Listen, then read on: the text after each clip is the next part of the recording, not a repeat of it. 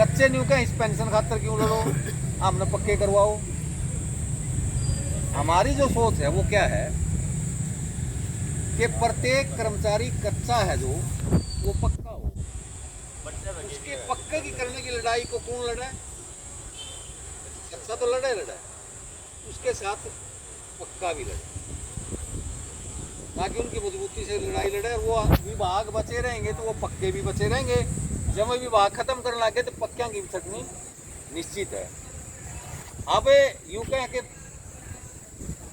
OPS चाहिए हमें, OPS प्राप्त करने के लिए एनपीएस वाले लड़ा, कच्चे क्यों आवे? हम यूं कहा जब कच्चे पक्के होंगे फिर उन ओपीएस को नहीं चाहिए। आज जब एनपीएस वाला लड़ रहा है तो उसका साथ कौन देगा? अब फिर यूं कहते हैं अब हमारी पेंशन मिल रही है या हमें जो अच्छे वेतन मिल रहे हैं, अच्छे वेतन और पेंशन से क्या करते हैं हम? कोई नोटा की तैल है थोड़ा अलावा, मार्केट में खर्च करते हैं ना। मार्केट में जब जाते हैं हमारे पास पैसा होगा तो मार्केट में जाएंगे, पैसा नहीं होगा तो मार्केट में किस लिए जाओगे? ये रेडी फड़ी जितनी दुकान लग रही है इनमें 10-20% 30% तो खर्च हमारा भी जाता होगा। हमारी जो आमदनी बंद होगी तो इनका भी तो बंद हो जाएगा रोजगार। हम इन नगा हमारी पेंशन और हमारे वेतन बने रहे, हमारा रोजगार बना रहे, हम भी इनका समर्थन कर दो। मतलब एक बड़ी यूनाइटी हो, उस बड़ी यूनाइटी के साथ जो आंदोलन लड़ा जाए तो उसमें महंगाई हमारा मुद्दा नहीं क्या, रोजगार हमारा मुद्दा नहीं क्या हमारे बच्चे रोजगार के लिए नहीं कर सकेंगे? आज हम यूं कहते हैं भाई विभागों में खाली पद पड़े हैं उसमें जो ना भर्ती करो। अब कई साथी जिसका दिमाग ब्रॉड माइंडेड नहीं हो उनका रिटायर्ड कर्मचारी संघ नई भर्ती से क्या मतलब भाई? क्या था ना, अब फिर 2022 भी आ लिया, 24 भी आ लिया, काफी लंबे टाइम से कई बिलों के नाम से आ लिए कि बिजली महंगी होगी। बिजली महंगी के लिए बिजली के लोग क्यों लड़े हैं? हम भी तो लड़ेंगे, बिजली तो हमारे लिए भी महंगी है। तो ये लड़ाई एक दूसरे के पूरक है, एक दूसरे के ऊपर आधारित है। सारी मांग एक दूसरे को टच करती है। कोई ऐसी मांग नहीं जो कोई यूं कहता कि इस मांग से मेरा कोई संबंध नहीं। तो इन सब मांगों के लिए, चाहे वो महंगाई का मुद्दा, लेबर लॉज का मुद्दा है, ये जो हमने बैठे ना आज हम मीटिंग करके, अब तो हम सरकारी कर्मचारी नहीं रहे, सरकारी कर्मचारी भी मीटिंग करते हैं। वो किस अधिकार के तहत करते हैं? वो हमारे बुजुर्ग थे, हमारे से पहले भी उन्होंने लड़ाई लड़के हमारे लिए लेबर लॉज लागू करवाई। अब सरकार वो लेबर लॉज बदल रही है, पूंजीपति या सरकार के हक में वो लेबर लॉज का प्रयास कर रही है लागू करने का। तो उसके लिए ये लड़ाई है।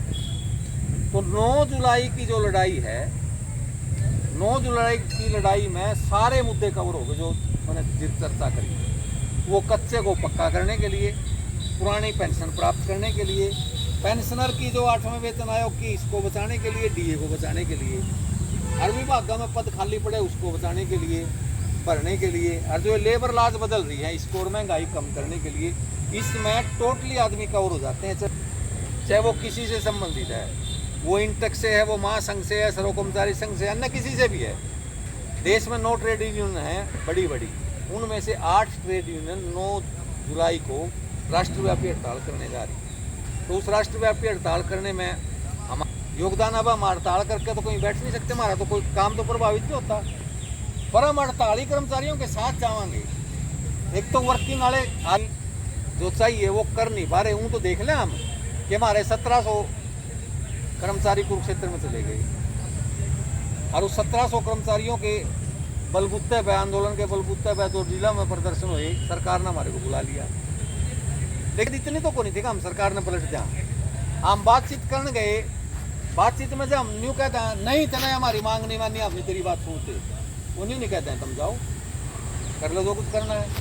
इवलग हमारी वह ताकत तो नहीं बनी, वह ताकत हमारी जीत पड़ेगी ना जिस दिन नीलो खेड़ी में ये सारा ग्राउंड बचेगा ना। कितने रिटायर है नीलो खेड़ी ब्लॉक में?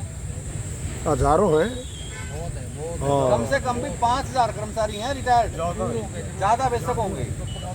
मैं यूँ कह रहा 5000 मत 2500 भी हमारा पल्ले नहीं हुए, फिर हम जो ना सरकार को पलटने का विश्वास 2500 होंगे ना, फिर हम सरकार से चैलेंज करके यूँ कह देंगे या तो हमारी यहाँ मांग मान दे, नहीं तो हम तेरे खिलाफ ये ईब तो नहीं लड़ जाएंगे भाई। लड़ाई में थोड़ी बहुत सुनी जाएगी, थोड़ी बहुत ना सुनी जाएगी। उस थोड़ी बहुत सुनने में ना सुनने में आपको मैं बताऊं जो 21 तारीख को जो बातचीत हुई सरकार 22 के साथ, 22 मई को। हाँ 22 मई को जो बातचीत हुई सरकार के साथ, वो इस प्रकार हुई। सरकार ने पत्र लिख दिया, हम 5 आदमी चले गए। उनकी ओर से पूरी तैयारी थी बातचीत की, ऐसा नहीं कि वो फॉर्मेलिटी की मीटिंग नहीं थी। सारे एसीएस जो संबंधित थे, मांगों से संबंधित एसीएस और डायरेक्टर सारे वहाँ मीटिंग में आए थे। वो कम से कम 20-25 आदमी थे, हम 5 आदमी थे। हमारी जब मांग चली,